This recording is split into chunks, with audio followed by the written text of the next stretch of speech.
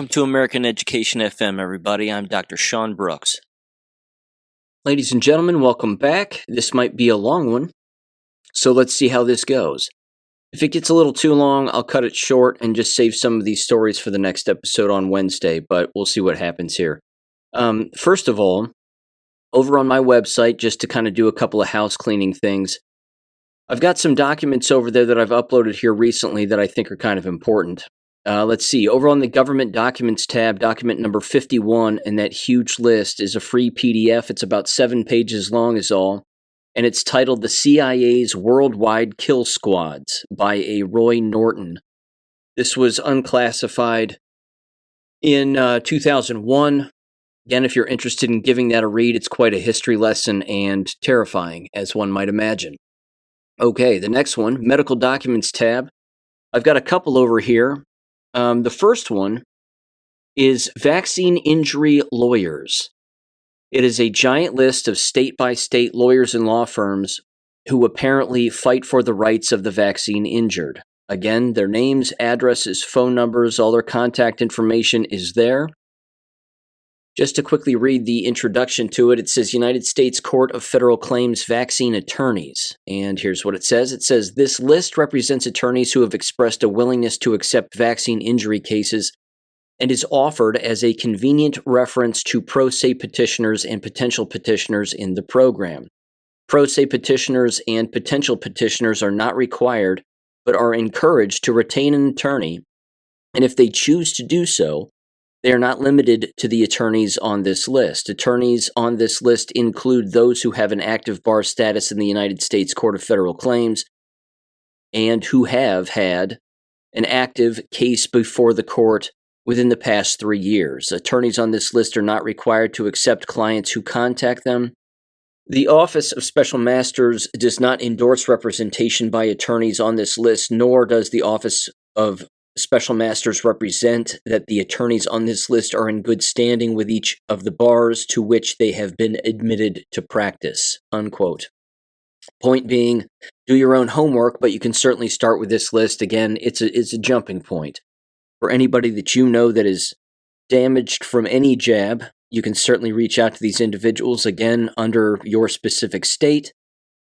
And yeah, it's a reference, is basically what I'm trying to say, so again, it's a free PDF over on the website under the Medical Documents tab if you are interested. There's also another one here that was sent my way over X, under the, again, Medical Documents tab on my website, purchase ivermectin, fenbendazole, and hydroxychloroquine. I've always had that section available there with a list of at least 5 sites. I've added another one, which is the first one in the numbered list, which is number 1, and it's the website getivermectins.com. It's ivermectins with an S. So getivermectins.com. You can pay with a credit card, debit card. You don't need Bitcoin or any of that other nonsense. They have fenbendazole on there as well, and ivermectin. All different milligrams, again, different dosages at pretty darn good prices. So there you go. Just wanted to make that abundantly clear to everybody. Again, lots of information now out there about even remedies to Parkinson's disease, which we know, again, is a series of symptoms associated with being injected, among other things. But again, that right there, William Mackis is out there already describing the benefits of ivermectin in Parkinson's patients. And there you go. Just wanted to make sure that you had that information, and it is available again on my website. One last thing and a quick little plug, if you're interested in bouncing over to the American Education FM podcast store, which the link is also on the website. I've thrown up a bunch of new t-shirts over there. Feel free and check those out if you're interested. Again, I make them as low costing as I possibly can, to where basically if I get any kind of a kickback, it's only about $1 back to me. So there you go. Just wanted to make mention of that. Again, I never plug that stuff, but just wanted to, remind people if they were interested. Again, I own some of the shirts. They're really good quality. I love them to death. I wear them all the time. So there you go. Okay, moving on. I just had a couple of notes here from a few things from last week that I wanted to mention real quick. I think this is rather important and certainly something we have to keep an eye on. A lot of individuals, of course, have been talking about the J6ers being released. Some are not being released. They're still being held over. still being tortured allegedly, and a number of other things. There was just one particular thing here that's being lost on some individuals, again, when it comes to retribution and certainly justice for the individuals who have done the prosecuting. Even, of course, all of the illegal prosecuting, rather, and illegal sentencing and a number of other things, illegal arrests related to those, again, who were attending the January 6th rally. The fact is that a great deal of these individuals who were illegally charged, even without trial, ended up killing themselves before they even went to court. They would just be arrested, sentenced, and then they were told that they were going to go to jail for X amount of time, and they took their own lives. I don't know how many people killed themselves as a result of, again, being illegally detained and a number of other things, or certainly illegally charged or sentenced. But these individuals should not be forgotten, I don't think, either. Again, they were prosecuted, albeit illegally, and then, again, unfortunately took their own lives. And I don't know. I'm just not hearing a lot of people bring that up as of right now. It's very disturbing. I reported on it, of course, as it was happening a number of years ago, certainly, again, throughout Biden's fake administration, but it's disgusting. So I would say, look, if you're going to say if you're going to say a prayer for somebody, it needs to be those individuals as well and their families, because without any real justice of the individuals who prosecuted them unfairly or again sentenced them unfairly and unjustly and illegally, then what are we doing?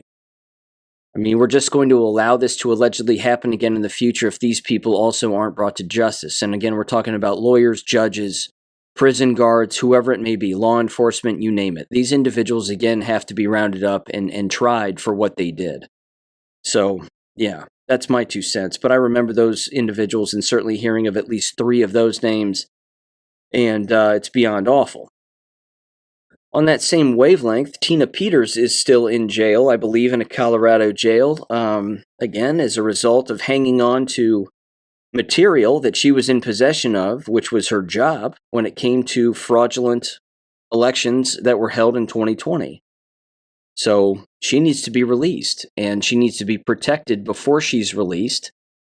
And somebody needs to get in there, if they haven't already, and remove her from that jail, because again, if she ends up getting released or some announcement is made that she's going to be getting out, you can almost count on someone within that jail attacking her if that hasn't happened already. So again, Tina Peters is apparently still incarcerated and needs to not be. So there you go. Another quick little observation too. And I don't know if anybody else saw this, but I think it lends itself to the certain personality and the certain kind of individual that this is. And again, he's a monster. But in some of the war videos from last week and a lot of the clips that were making the rounds last week of Larry Ellison, the Oracle founder, and of course, direct ties to the CIA and a number of other things, if you go back and you watch some of those videos of him talking when he's sitting in a chair on a stage. It's one in particular where he's wearing a black short sleeve shirt, like a V-neck shirt. Take a look at his arms. Both of his arms, from the tips of his fingers all the way down to his elbows, if not, of course, higher up than that, which of course you can't see because he's wearing a shirt. From my observation, it certainly looks like he's covered in psoriasis. And knowing a great deal about psoriasis, I know what a lot of these dermatologists and rheumatologists and other doctors, if I'm saying that correctly, they will strike this up to things like diet and stress. That is not the cause of psoriasis or psoriatic arthritis or anything along those lines. It's not diet and stress. It is brought about by damaging your immune system. Now, yes, diet can contribute to that clearly, but it's also a direct result of being injected with multiple shots of multiple kinds. So I find it ironic and almost laughable that someone, again, like Larry Ellison, would be advocating for an mRNA shot, believing in the thing that he's doing, which, let's face it, some of these people actually do believe the thing that they're advocating for is going to be beneficial for those that they want to receive it. We know otherwise, of course, but either way, who's to say that Larry Ellison isn't jabbed to the bone with COVID shots, flu shots, RSV shots, etc.? He probably is. But if you go back again and you watch any of those videos, take a look at his arms. Of course, you can't see it when he's wearing a suit, but find footage of him when he's, talking when he's not wearing a suit. His arms are, again, completely rashed up and damaged. So, again, that's my 2 cents. I think the guy's jabbed to the bone. This is clearly not a person that anybody needs to be taking any medical advice from. I think that goes without saying. And yeah, just an observation that I made when I was watching those videos. I thought, man, this guy's skin is really jacked up. And then sure enough, yeah, upon closer examination, that's certainly the case. Okay, moving on here.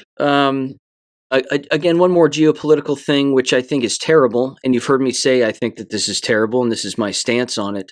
This is from Disclosed TV, and it says, just in, Trump says that he's pressing Jordan and Egypt to take in Palestinians from Gaza and floats a plan to just clean out territory, quote unquote. Trump also ends Biden's hold on sending 2,000-pound bombs to Israel. Again, this is not going to be good for a variety of reasons.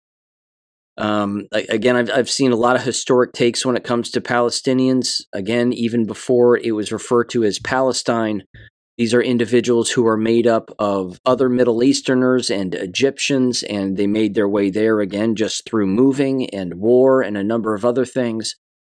And then again, named the area Palestine, which I fully understand. We know again that it was given to Jews, or certain territory was, of course, and then endless slaughters and genocides have taken place ever since. But again, at face value, this doesn't look good. He can say that it's not his war all he wants. It just still doesn't look very good. So my issue is this. Again, this is just me talking just on a personal wavelength here. I don't like the slaughter of Christians. That's the part that gets me. Again, everybody looks at these brown Middle Easterners and says, well, they're all Muslims. Well, they're not, as it turns out. They're from there. They live in that area, but many of them know that Jesus Christ is their Lord and Savior. And that's the part, of course, that no one's discussing. This is the part that even the alternative media on the so-called right isn't even bringing up. Kind of a problem. So again, these historic sites are being wiped out that are Christian historic sites and biblical historic sites. That's what Jews want. They want the destruction of anybody who isn't them. So again, I'm just looking at this face value. I don't like the way that it looks at all. I fully understand the hidden plans, again, like I said before, with Jared Kushner and other Zionists and all these individuals, again, who want to create a giant, waterfront property and golf courses and XYZ on the bones of dead children, and including, again, Christian historic sites and a number of other things, but it's beyond disgusting to me. So I don't give him a pass on this. I certainly never would. And just at face value, it looks bad. And again, the simple fact that people like Alex Jones or many others, of course, aren't even bringing any of this up, it looks terrible. So looks bad for them too. But either way, that's my stance on it. I think it's gross. I think it's disgusting. And if Israel's being given bombs, no one should expect anybody who is still a Palestinian who is still living there. No one should expect that they're going to get a free pass. They're going to be bombed until they're all gone because, like I said, that's what these Zionists want. It's what the Jewish lobby wants. It's just what they want. And it's awful. So, no, I don't support any of that. I think it's terrible. Okay. Moving on again very quickly. I know again that last week a lot of people are all jacked up about JFK, RFK, MLK, declassification, and documents specifically pertaining to their assassinations being declassified.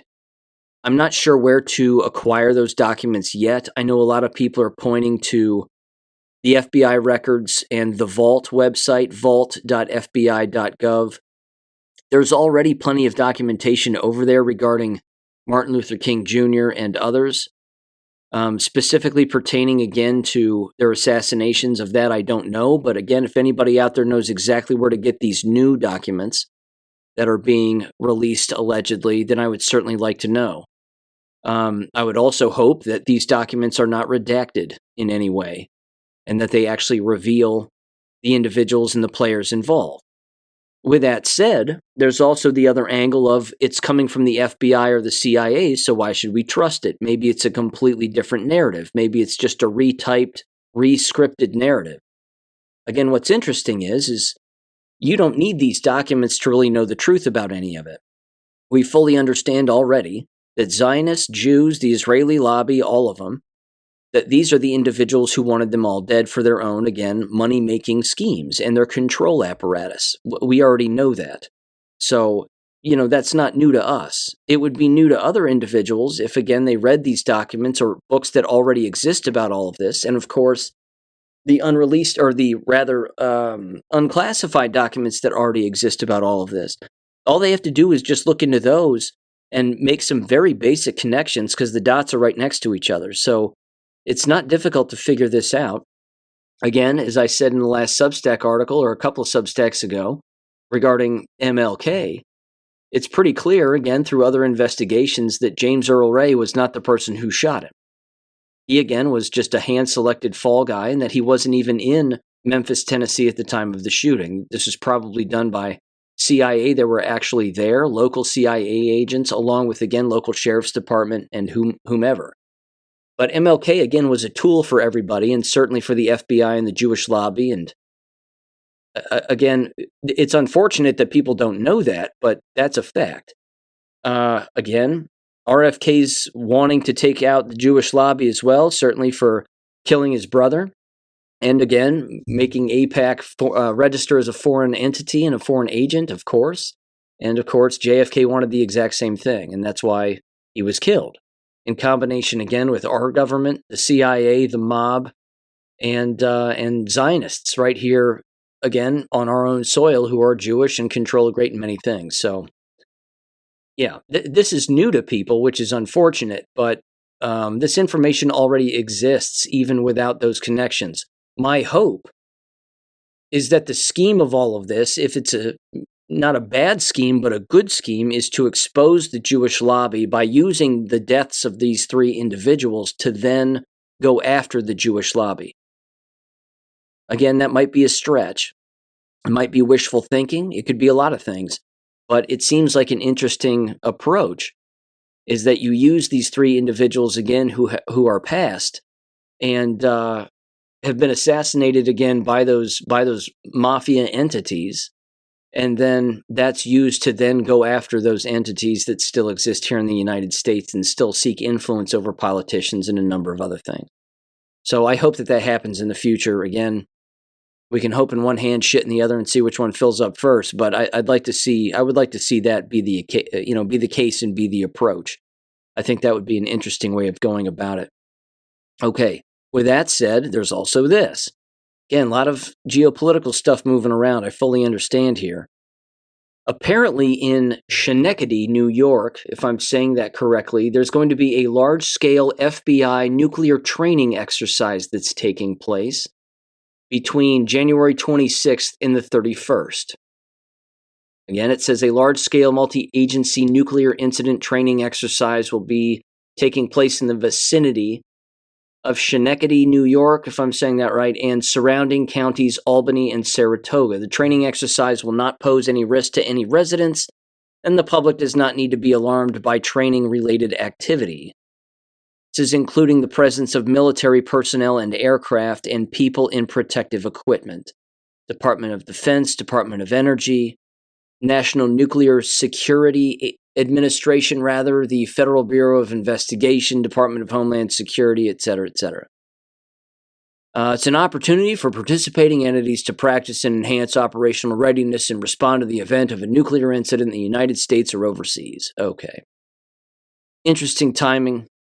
Who knows? I know these probably schedule these things a great distance out from when they actually happen, but just wanted to let people know of that. Rather strange, I thought, but these things happen, as odd as they are. Okay, with that said, On Wednesday of this week, probably starting in the morning sometime, I would guess maybe around 9 o'clock or 9:30, is going to be the RFK testimony. And then the very next day is going to be the Kash Patel testimony in front of these judiciary hearings or other committees. This is going to be interesting, ladies and gentlemen. In fact, I think it's going to be the Judiciary Committee. Those individuals on both sides of the aisle have a great deal to protect regarding their own lies and their own lobbying. But at the exact same time, I'm going to propose a separate take on this. I'm going to watch both of these in their entirety because I think it's going to be, again, like I said in last episodes, a full-blown get your popcorn ready kind of event. This is going to be really interesting to watch. I have kind of a different take on this, and it's the following. We know the pushback that both the left and the right have done with Kash Patel and RFK. The two of them know a great deal. And them sharing what they know on the record with an audience this size, with this many eyes on it, is a big, big deal. Almost regardless of what they bring up, but they're not going to be lying. Again, RFK has litigated vaccine injury for a very long time. He knows the truth about all of this, written books about it. He's not a fool. The same thing is true with Kash Patel regarding, again, what the government has done, the stolen 2020 election, and a number of other things. He was in a very key position with high levels of clearance, the highest levels of clearance on the documents, of course, that he had available to him, and probably still does, assuming he, again, never lost that clearance. With that said, if they aren't approved and the Senate doesn't vote for these individuals, Trump can just ram them through and sign them into their positions where they will be serving, again, over 200 plus days in those positions, and then he can re-up them again. So they can be serving for, again, well over a year. That gives them access to endless documents, endless individuals, endless inquiry. And they can bring all of this out to the American public. They can declassify this kind of information, I think. And they can certainly control a great deal of these agencies and, again, make an indent here and do the right thing. So with or without the approval, these guys are in. Unless they get knocked off in the process. I hope not, because again, this is very beneficial. But as you know, and as I've said, and endless people are well aware of this, it's the poison that exists in between the ears of human beings that is the problem here. It's the lies that we were born into and the lies that we believe that is the hardest nut to crack. And it might not take forever to crack that nut. You just need to, again, to expose the documents and the information and declassify a great deal in order to get this out to the public. Then again, the entire business of vaccination goes away permanently. You've already seen, again, a complete drop in vaccine approval, so to speak, across the entire United States. The vast majority of Americans are not putting needles in their bodies anymore, which is good. And those people are living longer and are far healthier, as opposed to, again, to the individuals who continuously believe these lies and inject themselves time and time again. So point being, again, those two hearings are Wednesday and Thursday of this week, the 29th and the 30th. They're going to be some of the more serious testimonies, I think, that we've ever seen, and I hope they don't back down. I hope they don't take it easy on a particular subject or come in lightly. Again, people have to understand, too, that while Joe Biden was pretending to be president, Senator Ron Johnson, was still, again, holding those hearings. And RFK attended at least one of those hearings, those roundtables that he was participating in and holding for endless doctors and other individuals to show up. Now, again, it's all a certain kind of club.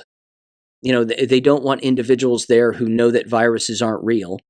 They don't want individuals there who are simplifying things for everybody and, of course, disarming the entire medical lobby and pharmaceutical lobby. But at the same time, just look at the number of people that don't want RFK to testify and the number of people who don't want Kash Patel to testify in particular about anything that's Q-related. Again, this is going to be really, really interesting because these people have been put in a position where they have to do something as senators.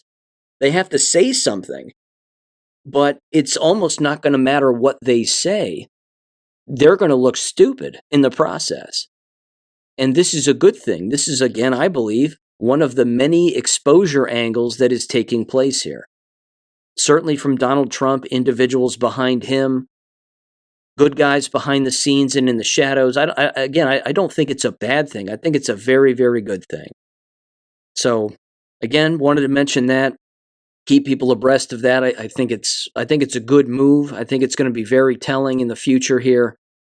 And again, if it saves one life with something that RFK says or something that Kash Patel says that gets them, again, to not trust the pharmaceutical industry or government or any of these individuals, these other politicians, again, who were engaging in all of these, Russia hoax lies and illegal spying and a number of other things, well, then great. That's good enough.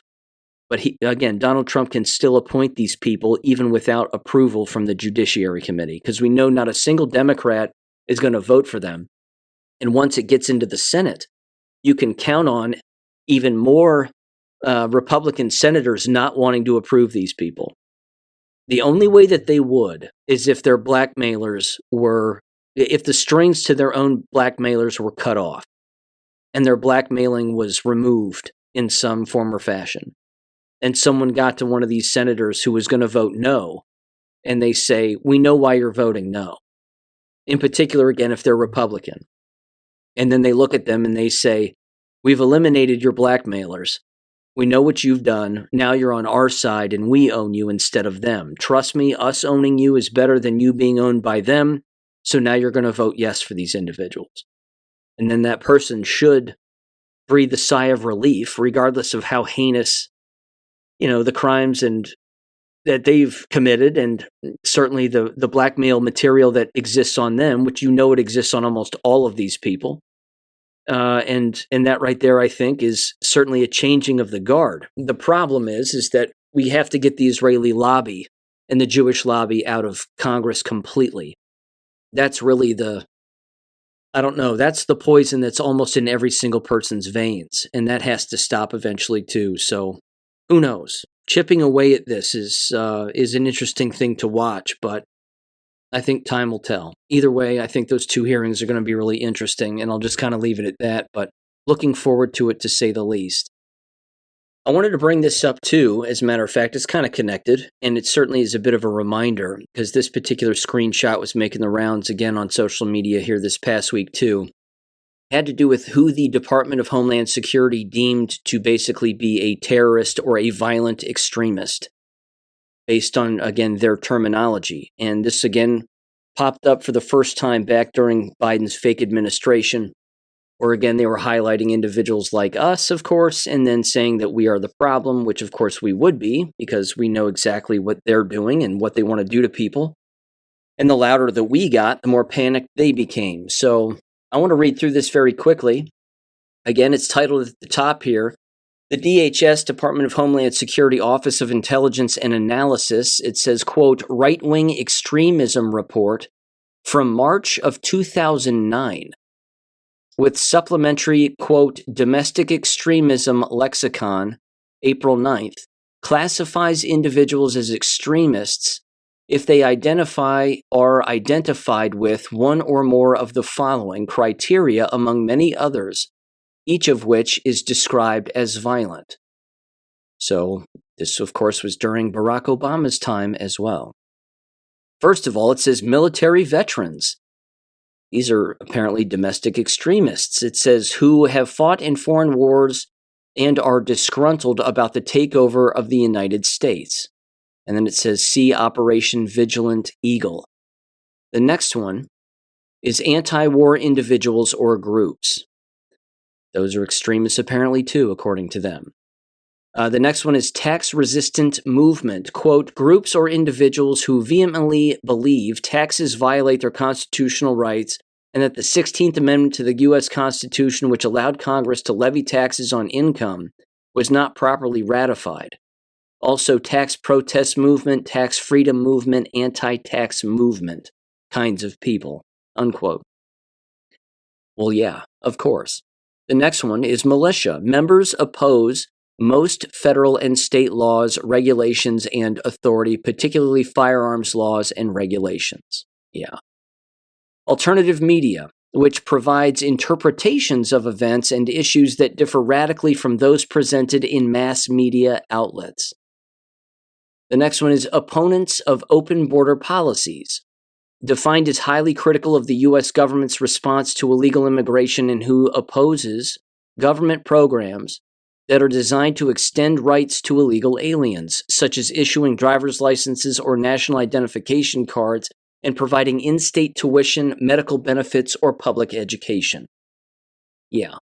Basically, if you care about America, they hate you. That's essentially it. The next one is single issue, it says. Groups or individuals who focus on a single issue or cause, such as animal rights, environmental, or anti-abortion. Group members may be associated with more than one issue, also special interest extremists, quote unquote. And then it says the last one here, patriot movement, a term used by right-wing extremists to link their beliefs to those commonly associated with the American Revolution, also Christian patriots, patriot groups, or constitutionalists, unquote.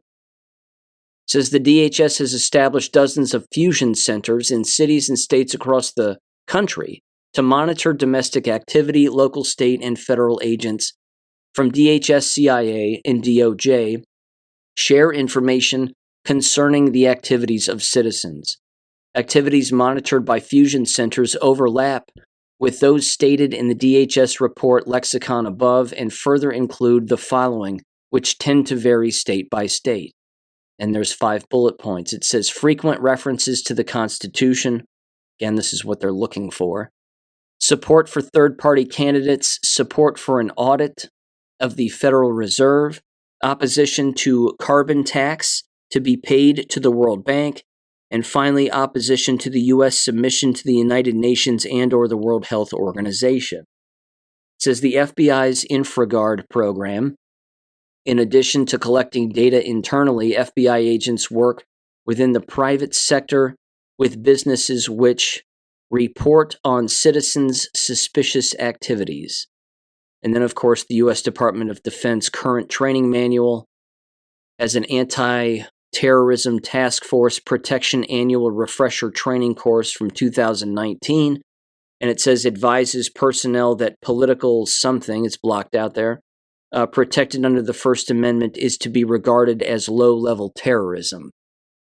So don't say government's not your enemy. They were designed to be our enemy. And as we know, it's not just our government, it's the Israeli government and it's endless other individuals as well.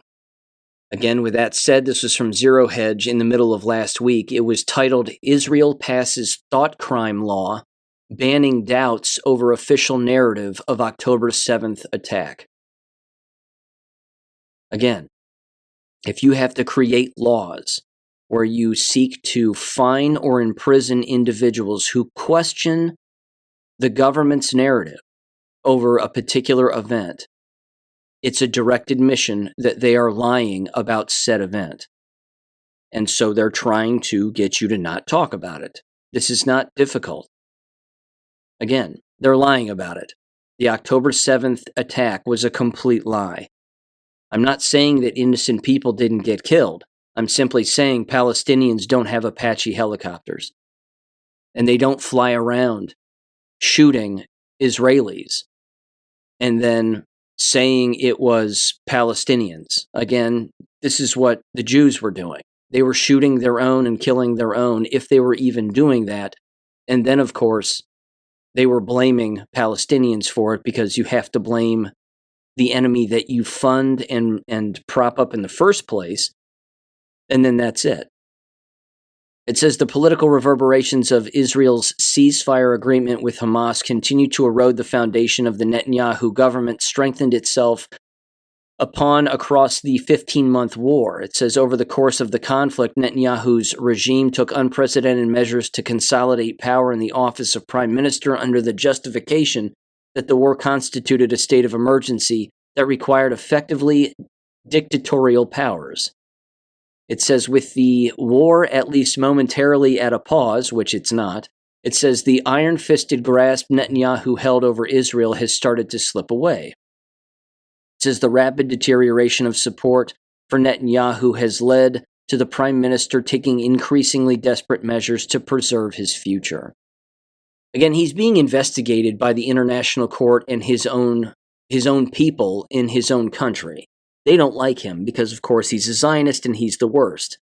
It's also been said, of course, that not every Jew is a Zionist, that Zionism is a political movement, that it is not, it's certainly not a religion.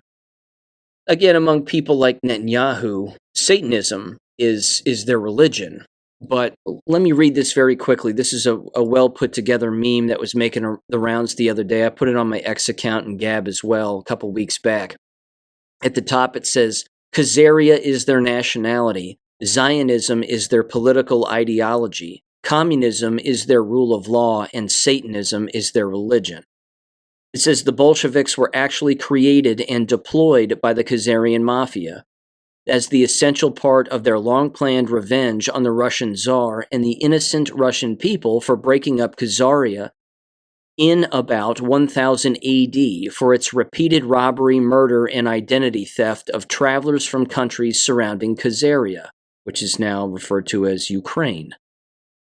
This little-known fact explains the extreme violence taken out on Russia as long-standing revenge by the Rothschild-controlled Khazarian mafia. So again, Khazaria is their nationality, Zionism is their political ideology, communism is their rule of law, and Satanism is their religion. This cannot be supported by anyone with a brain. Not to mention, given the fact that Mossad are certainly the purveyors of deception, as that's even their motto or logo. What is it? Through deception we shall make war, something along those lines. You know, there's footage of these so-called hostages being released that are allegedly Jewish, and they're in the hands of what appear to be, just at face value, Palestinian individuals, or what they want you to believe are Hamas individuals, wearing black pajamas with green bandanas over their head. You can't see their faces, and they have a Palestinian flag on their arm. As far as I'm concerned, there's zero proof that those individuals are actually Palestinians. Who's to say that they're not just Jewish? Who's to say that Jews themselves didn't take these people in, kidnap them, and tell everybody that it was Palestinians who did it, not actual Jews themselves? There's no proof of that. So, again, where I come out on all of that stuff in the Middle East is whatever the screen is showing you, don't believe it. Because these are well-fed individuals. The individuals allegedly being released who are Jewish, these whatever they are, 20-some-odd-year-old girls, they're well-fed. They're not malnourished. There's nothing to it. And I've heard people online even say, well, that's how Muslims treat their hostages, is they don't torture them and they don't do this and they don't do that. Well, if that's true, then why are they such the barbarians that everybody says they are? Again, I'm not propping up Muslims by any stretch of the imagination. They want all people who believe in Jesus Christ to die also. So I'm not defending them. I'm simply saying that what people are seeing on their screen regarding so-called hostages and all these stories that you're hearing about hostages, I don't buy it. I don't believe any of it. So yeah, I stopped believing stuff on TV after I learned about 9/11. That was the end of it. So, yeah, you can show me 1,000 things you want on TV. I'm just not going to buy it. So, there you go. That's my 2 cents on that. There was some good news, thank God. Incandescent light bulbs are coming back. Hip, hip, hooray. It says President removes ban on incandescent light bulbs. This apparently was a part of the executive order having to do with freeing up other appliances and unleashing American energy. In that particular executive order, it says, which among other provisions removed the ban on incandescent light bulbs. The action aims to safeguard the American people's freedom to choose from a variety of goods and appliances, including but not limited to light bulbs. It says here, by signing the Unleashing American Energy Executive Order, President Trump has reversed the 2023 ban permitting the manufacture and sale of incandescent light bulbs once again. This decision is a part of a broader initiative to promote consumer choice and reduce regulatory constraints on various household appliances. The executive order emphasizes the importance of market competition and innovation with the manufacturing and appliance industries. And here's specifically what it says, Section F, to safeguard the American people's freedom to choose from a variety of goods and appliances, including but not limited to light bulbs, dishwashers, washing machines, gas stoves, water heaters, toilets, and shower heads, and to promote market competition and innovation within the manufacturing and appliance industries, unquote. Good. Again, stock up on incandescent light bulbs because the LEDs and fluorescent lamps are poisonous, and they're tracking devices as well. They are a part of the wireless body area network, a small part, but they are a part. Even when they are not turned on, they still actually receive a wireless signal, believe it or not.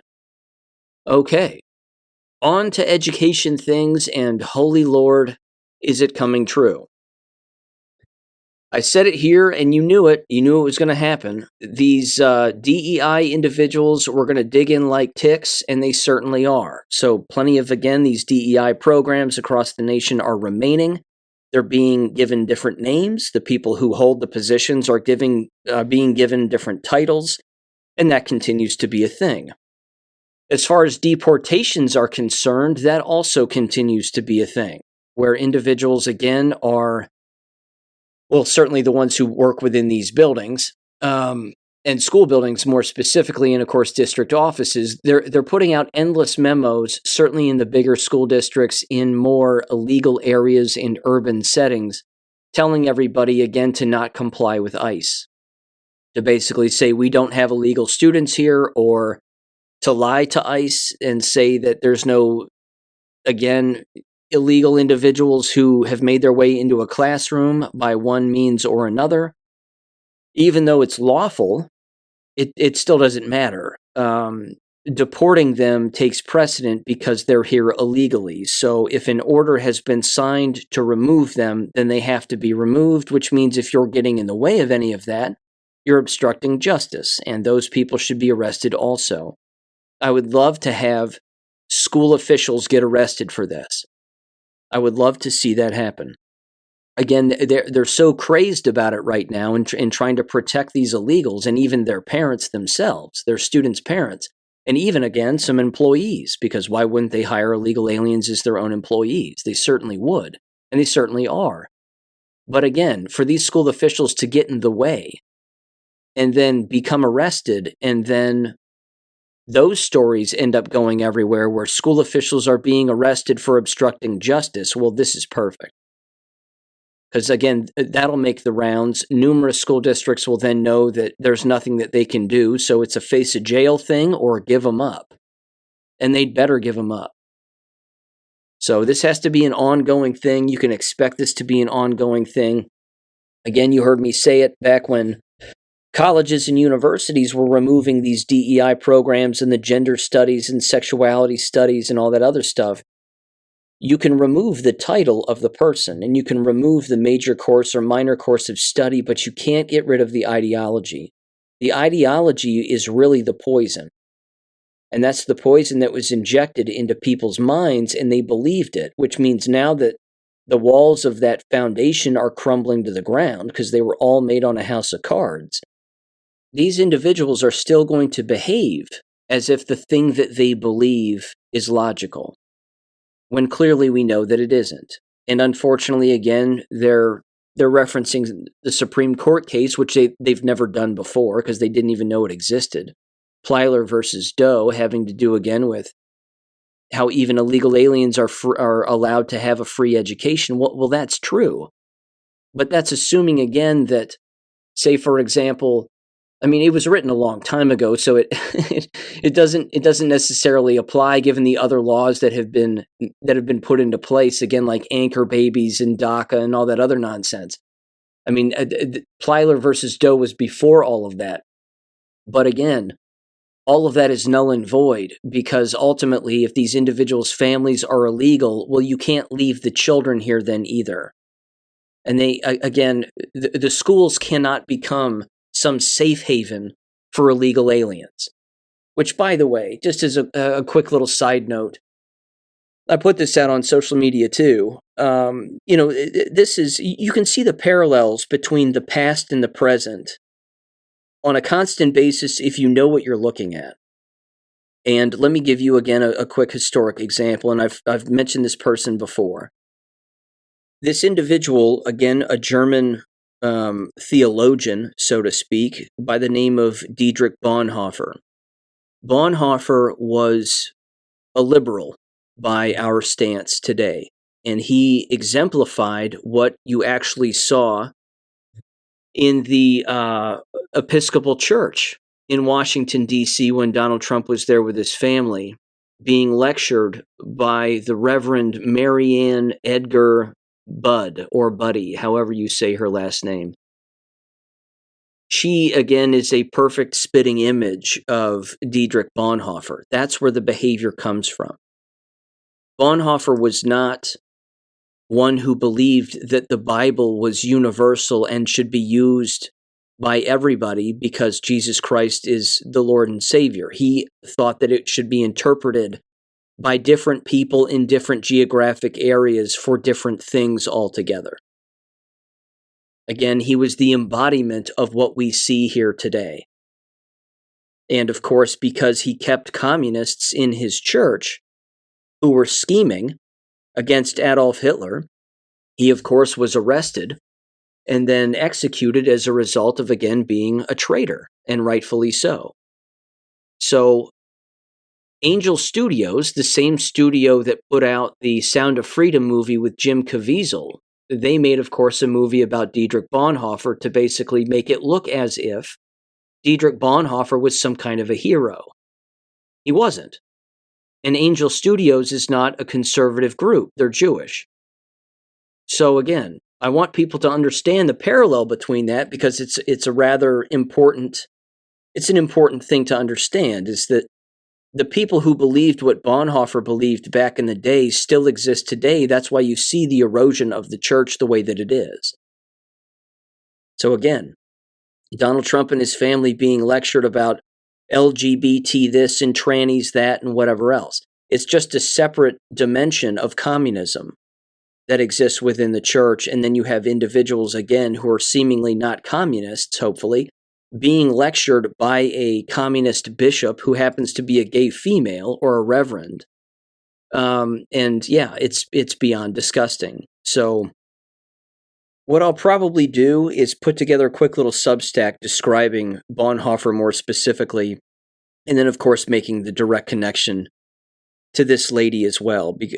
Again, we've seen this certainly since the COVID lie and all of the lockdowns, and we need to trust government because they're always telling us the truth, and so on and so on. You can't make the comparison by criticizing the National Socialist DAP party from back in the day to what's going on now, or what was going on during the Biden administration, because they were polar opposites.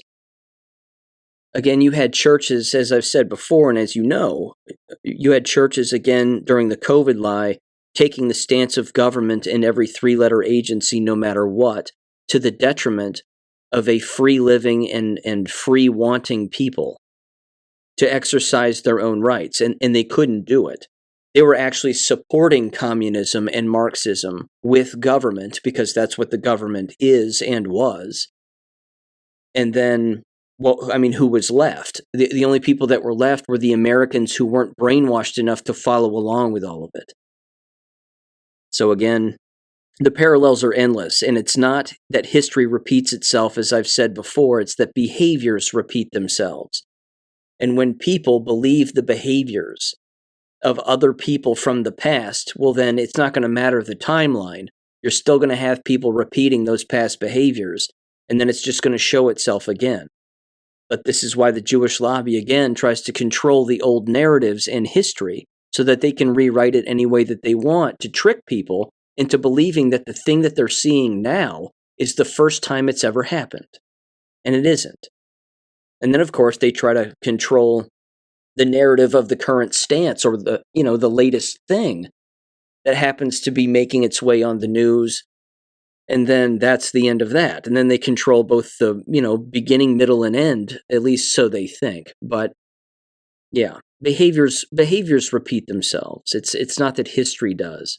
It's that unfortunately people believe false history and the behaviors of bad people from generations ago, and then it just shows up again generations in the future. So there's that. Just wanted to sort of make that as a quick side note, because again, one of the things that you're seeing in the education business is that very same kind of behavior. That schools need to be sanctuaries. That schools need to be the place for all illegals where they can feel safe and have a safe space. That's not their job. That's not what they're supposed to do. But again, in modern times, the school environment has become a political weapon. It's become a political home base for the whack jobs who are brainwashed, who have no idea what's actually happening in the world, let alone what they're actually teaching people. So you need the brainwashed to disseminate a brainwashed message. You can't have a knowledgeable person and a truthful person disseminating a brainwashed message because they know the difference between what's real and what isn't, what's factual and what's a lie. So again, you talk about activism, you're seeing it. You're seeing it at face value. This is the proof in the pudding. This is exactly what Obama had in mind, and it was for this strategy right here, that schools will become loaded with illegal aliens, and we don't want anybody pushing back against us because we need to teach these administrators, school teachers, and school staff how to be activists. And if they are, then they will become activated based on the message and the political stance that we want them to have. And it's happening. Now arrest them for obstruction of justice and harboring illegal aliens, and then watch how flimsy their activism actually ends up becoming. It's like Jell-O. You can break it apart by almost just looking at it. So yeah, arrest these people if they get in the way. I want to see that happen.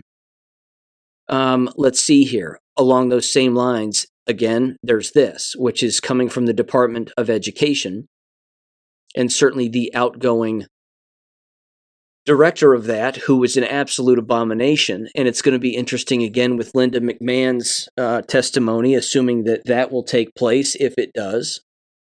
This again was released on January 23rd, and it was titled the following directly from the U.S. Department of Education's website, that the U.S. Department of Education takes action to eliminate DEI.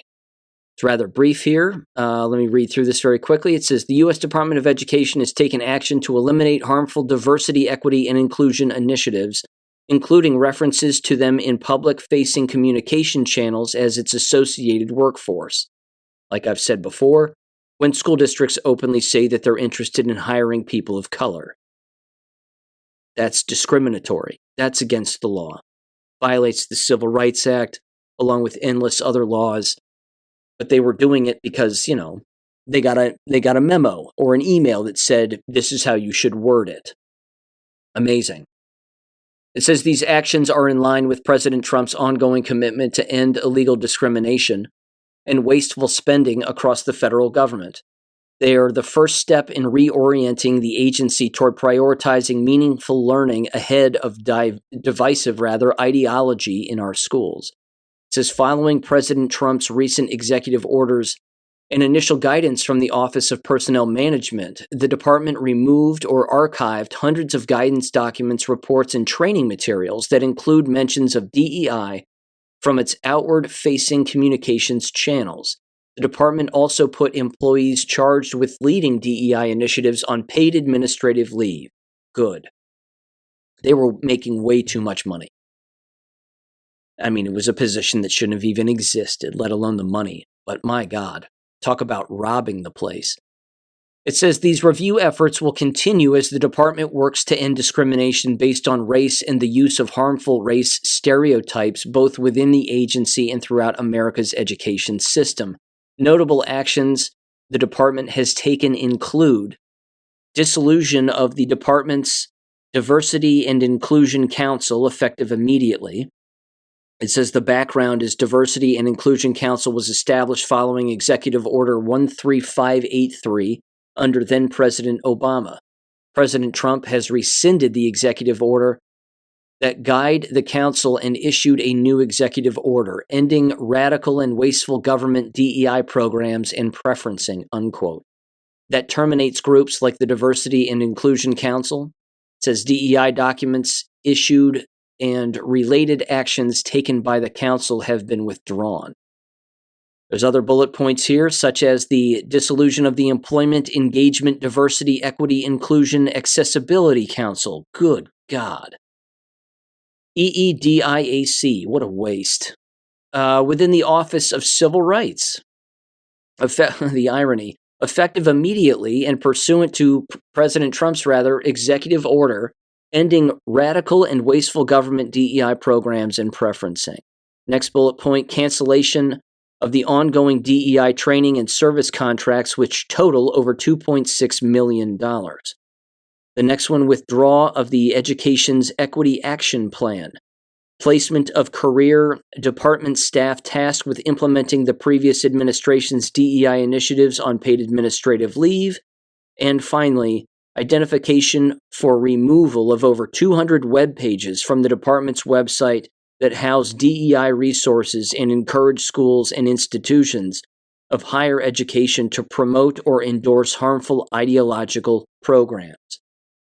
It says, pursuant to OPM guidance, the department will continue its comprehensive review of all agency programs and services to identify additional initiatives, and working groups that may be advancing a divisive DEI agenda, including programs using coded or imprecise language to disguise their activity. You can count on that happening.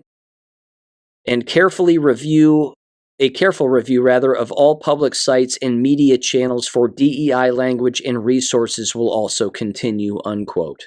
Good. As you might expect, however, this is the problem with the Department of Education, is that when certain ideological, I would say, people or certain political parties above them take control and the power shifts hands, it'll either all come back or it'll all go away. This is why the department has to be eliminated, so that this becomes a state fight. And then once it's a state fight, you'll see one of two things happen. Parents will continue to send their children to these environments because they love the gay agenda and the Marxist communist agenda, or they will pull their children out because of what they are not being taught. And then in the workforce, of course, long term, and certainly potentially in higher education, so to speak, although it'll probably still be as bad there. But certainly in the workforce, when those two groups of individuals apply for jobs, they're going to take the individuals typically who are not communists. And they're going to take the individuals that come from states that are not communists who did not receive a communist education. Which means the longer you leave your children in K-12 environments, ladies and gentlemen, the less employable they become by the day. People can deny that truth all they want. It is a fact, and that will continue to be the case. Again, there was a time when it didn't matter what your high school diploma was. It didn't matter what state you were graduating from high school. Just as long as you had one, you were good to go in any kind of working environment. That's not going to be the case in the future. It will matter again where you graduated from high school. And again, if an employer sees that you came from a school that didn't do a whole lot of good, and certainly they'll be able to detect that by the way that the employee or the employee candidate talks and communicates and sounds and looks, it's game over for that person at face value. So again, the faster you pull them out, the better. In fact, let me give you another example as to why you should pull them out now, certainly if you are sending your children to a Michigan school. The Michigan's Teachers Union has put this document out, again defending their teachers no matter what, regarding parameters for, again, alcohol, tobacco, and other offenses, so to speak. So there was a screenshot of this that was taken, And I believe the guy's name is Dave Bondi. He's a reporter independent journalist out of Michigan, and he reports on a lot of this stuff regarding Michigan education and legislation and things of that nature. And here's what this, again, union form says regarding discipline for teachers, again, specifically regarding alcohol use and things of that nature, which again would typically get a person fired immediately at the first offense. It says the following, quote, any member involved in the unlawful use, possession, or distribution of tobacco, alcohol, or illegal drugs on school district premises, work sites, or educational activities will be subject to discipline up to and including discharge. It says, therefore, the parties agree that any member on school district premises, work site, or as part of any of its educational activities, and then there's two sections, an A and a B. A says, who is under the influence of intoxicating liquor shall be subject to disciplinary action as follows. And then on one side it has listed the offenses, everywhere from the first offense down to the fifth offense, and then the discipline for each offense. So if you're under the influence of alcohol as a school employee, and it's your first offense, you will simply receive a written reprimand with counseling required. The second offense is 3 days suspension without pay with mandatory counseling or discharge if does not participate in counseling. The third offense, 5 days suspension without pay with mandatory counseling or discharge if does not participate in counseling. A fourth offense is a 10-day suspension without pay with mandatory counseling or discharge if does not participate in counseling. And then the fifth offense for being intoxicated is discharge. It's an open admission that this is the problem that they have in their schools. It's an open admission that Michigan teachers and administrators are getting loaded. On the job, before the job, whatever it is. The night before, coming in loaded, the next morning, whatever it may be. That's why they're rewriting this. That's why they're giving them extra chances, because they would be under the water if they actually fired these people at the word go after the first offense. Their schools would be empty. It's, again, I've written about this in my books, and I've said it here on the show. Alcoholism, drug addiction, prescription medication drug addiction, marijuana use, etc., are all huge problems among those who work within the American K-12 school system, public, private, or charter. Pick an employee, doesn't matter. Sometimes they openly talk about it in the open, and they openly brag about it. But certainly the more dangerous the environment, potentially the more poor the environment, the more violent the environment, tumultuous the environment, urban the environment, the more that it's in those categories, the worse these kinds of behaviors among the people who work there can be. Now under letter B of this particular document, it says, quote, who is under the influence of or involved in the unlawful possession or use of illegal drugs shall be subject to disciplinary action as follows. And again, it has the number of offenses that you can engage in and then the discipline. The first offense, if you're in possession of illegal drugs or under the influence of, written reprimand with mandatory counseling or discharge if does not participate in counseling. The second offense, if the activity involved would constitute a misdemeanor under Michigan law, it's a suspension without pay for 3 days. And then the third, it says, or second, if the activity involved would constitute a felony under Michigan law, you're discharged. So basically, if weed is legal and you're found to be in possession of dope, then you're not going to be arrested. And if you're under the influence of dope, then you're not going to be arrested and basically nothing's going to happen to you. Because again, this has to do with illegal drugs.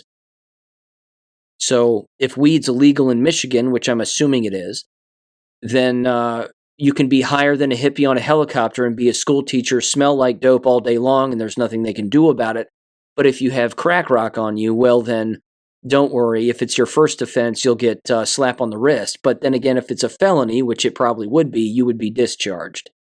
Again, it's an open admission that they've come across this a lot, which is why they're trying to do whatever they can to keep as many employees in place as humanly possible, regardless of their addiction. It's disgusting. Speaking of addictions, how about sex addiction? And these pedophiles and perverts, I don't even know about sex addiction, but certainly these perverts and pedophiles who work within these environments as well. This was from last week from the New York Post, titled "More than 100 NYC Educators Accused of Sexual Relationships, Communications with Students as Department of Education Finally Mulls a Crackdown." Again, you have text messages here in this particular post, them communicating back and forth, joking about having sex with other students. It's beyond disgusting. In fact, let me read a couple of these. They're not good. Anthony Shirillo, a history teacher at the elite Eleanor Roosevelt High School in Manhattan, sent excessive late-night texts to 3 female students, investigators found. On one occasion, he joked about one student having sex in front of the other 2. And there you have it. Jorge Luna, a social studies teacher at the Bronx Center for Science and Mathematics, repeatedly texted and called a female student starting when she was a freshman and made inappropriate comments on her Instagram even after being disciplined for his communications with her. In 2020, Luna called the girl on FaceTime at midnight to wish her a happy birthday, according to SCI. In 2022, he commented on her breasts and her sexy legs in a photo and wrote, quote, "You should have opened them." That's what the girl told investigators, and then it says that this Jorge Luna collected $111,738 in the 23-24 school year. So again, apparently that was their salary. And again, it lists these people's salaries. One particular female teacher here again, 9,000 text messages with a male student between the 22-23 school year. She was later, again, investigated, but apparently there was no sex. Lots of hugging and heavy petting, apparently. And she collected $80,000 plus, almost $81,000 just last school year. These people need to be shot. It's disgusting. And the entire business, ladies and gentlemen, is this way. I've mentioned it endless times. This is where the prey goes, which means this is where the predators are going to go. It's that simple. And unfortunately, when predators have influence and the prey that they are interested in exist within that environment, well, they get off on that and they enjoy that. And even the individuals who want to be preyed on, because they're looking for companionship or whatever it is that they're looking for, they're all in the exact same environment. And sometimes they willfully participate, and other times, again, they're raped, and they don't willfully participate. But it's disgusting because the business is disgusting. One more proof here, one more story regarding education, then on to jab things, proving it yet again that the business is disgusting. This is from Kentucky. Let me see here, WPSDLocal6.com. Channel 6, it says Kentucky Antisemitism Task Force to hold Friday meeting. This was last Friday. It says the Kentucky Antisemitism Task Force will hold a meeting on Friday, January 24th, beginning at 10 a.m. for the purposes of discussing addressing anti-Semitism through the arts. Honestly. Why don't you do an art project on the fact that the word anti-Semitism is made up in a historical fallacy? That would be one nice art project on some art poster. It says the meeting will be a hybrid meeting with members of the task force participating in person or by video teleconference. Public is welcome to attend and blah, blah, blah, blah, blah. There's a call to order, it says. Here's the meeting agenda, rather brief. Updates to prior business, interfaith security collaborative, Holocaust and anti-Semitism education in the public schools is to be discussed or was discussed. Louisville Ballet, its upcoming production of A Time Remembered, 2 Holocaust survivor stories and other initiatives. the Director of Community Engagement, a Stacy Blakeman, every time. She'll be speaking, or did speak, a Nancy and David Wolf Holocaust and Humanities Center, engaging different art mediums such as theater, visual art, ballet, photography, music, etc. Yes, that's right, because when I think of the fake Holocaust, a musical comes to mind, doesn't it? I mean, isn't this the dead giveaway that the whole thing was a flippin' lie? Let's, get in our pajamas and our, concentration camp outfits and we'll dance around and, get on our knees and get tattooed with a number on our arm and off to the gas chamber we go and we'll set it all to the tone of song and dance. Yes, believe us, ladies and gentlemen. It's money laundering. Once this lie gets exposed in the mainstream, if it ever does, once and for all, it's over. It's over for the Jewish lobby. They're finished. But as I've said, this is the fight going forward. It's going to continue to be the fight going forward. In particular, of course, within the fallacy that is American education. It's not education. It is straight up indoctrination. It's disgusting. It goes on here. There's the Trinity Johnson, who is the Director of Holocaust Programs and Museum Experiences. Also, art education on anti-Semitism for school children. Abigail Miller Robitaille, art teacher in Fayette County Public Schools, is going to, tell people what she's doing in the classroom. I'm sure that'll be really interesting. Said no one with a brain. Louisville Orchestra, its Jewish history and upcoming presentation of the Der Kaiser von Atlantis, an opera composed in the Trienstädt concentration camp during World War II. No way I said that correctly. It says the artistic director is, and conductor rather, a person by the name of Teddy Abrams, along with CEO Graham Parker. And then finally, Death Strikes, the Emperor of Atlantis graphic novel based on the Der Kaiser opera. Patrick Lay, illustrator, and David Mass, author. And then they adjourn. Wouldn't you love to pull one of these people aside and just look at them and say, you do know that this didn't happen. You do know that there's endless literature, documentaries, scientific proof that there were no gas chambers, no one was tortured. That didn't happen. You are aware of this. I mean, then what? Cognitive dissonance would kick in, they'd start screaming, yelling, call you an anti-Semite Nazi, and then that would be the end of it. It's, what a slippery slope. It really is. This has to go away. This just has to go away. But we got to keep our pedal on the floor on this subject. Again, we can't continue to just allow these individuals to do this. This is beyond disgusting, and they're hurting children. Again, it's brainwashing and it's torture. So, yeah, that's where the fight exists, has to continue. Okay, in conclusion, jab-related things, and this has to do with John Radcliffe's CIA release of the CIA's view on the COVID-19 cause regarding the so-called lab leak. What this basically does is it fractionalizes the truth. It's not a half-truth, it's actually worse than that, but it chips away at a little piece of what was the lie. There are many lies with COVID, as we all know, including the fact that it doesn't exist. There is no virus, because viruses don't exist. So what this basically says is that the FBI and the CIA, which of course can't be trusted, have basically openly admitted that the bat soup concoction story of COVID is a lie, and that this being a lab leak, so they say, is far more likely. Now let's peel that back just very briefly. There was no lab leak.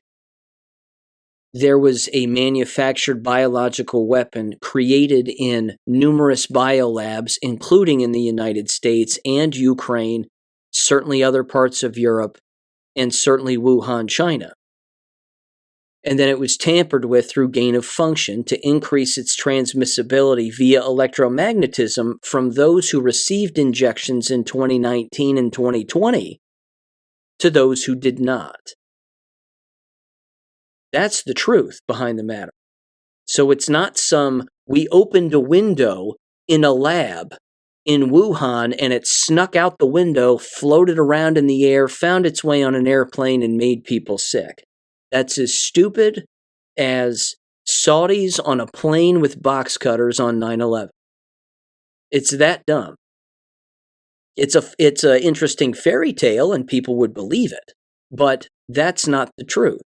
The truth is that this bioweapon was created. It was put in multiple flu injections, if not hepatitis injections and other injections, with numerous strains of endless other poisons, including, again, simian virus 40, of course, which is kidney cells, monkey kidney cells, more specifically, and endless other poisons. Certainly all the other poisons that exist in your standard shot, flu shots and any other vaccine for that matter.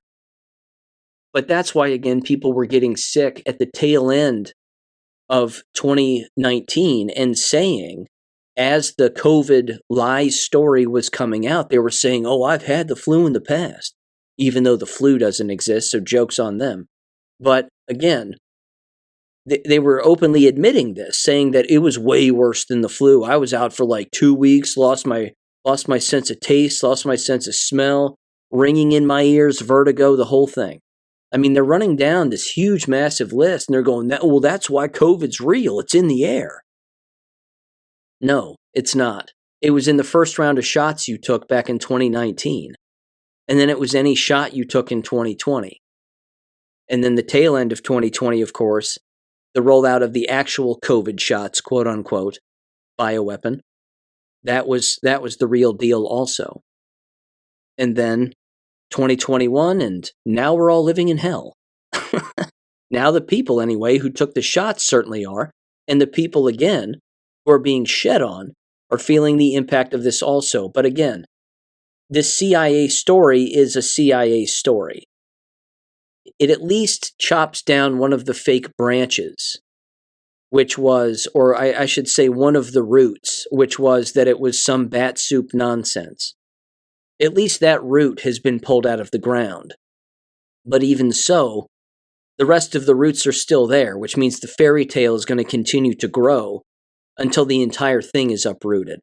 So that's what really has to happen next. And everything that I just said and laid out, of course, is the way that it actually was. And I've referenced everything that I've said in the past and pointed people in that direction, and the endless documentaries and books and articles that prove all of this, which of course are available on my website also under the Medical Documents tab. This is undeniable. So yeah, not bat soup, but we knew that from the word go because that's what they always say. That's what government and the media always says when something like this pops up. No, it's just bad people in a lab making horrible poison and bioweapons to kill people. That's it. Pretty straightforward. So yeah, don't inject yourself. Again, as a quick summary, more ivermectin and fenbendazole websites. Certainly the newest website is available under the Medical Documents tab. Other documents there available as well. And I'm going to leave it there, ladies and gentlemen. I actually got through this in rather lickety-split time. With that said, again, thank you for listening as always. Plenty coming up here this week, including, again, the RFK testimony, Kash Patel's testimony. Really looking forward to those. And I will bring you some audio regarding those, probably, of course, toward the end of next week on Friday's episode, if I had to take a guess. And I will leave it at that. With that said, I will catch you on Wednesday. Peace. Thank you for listening to American Education FM. Make sure and check out AmericanEducationFM.com for more information. Take care and God bless.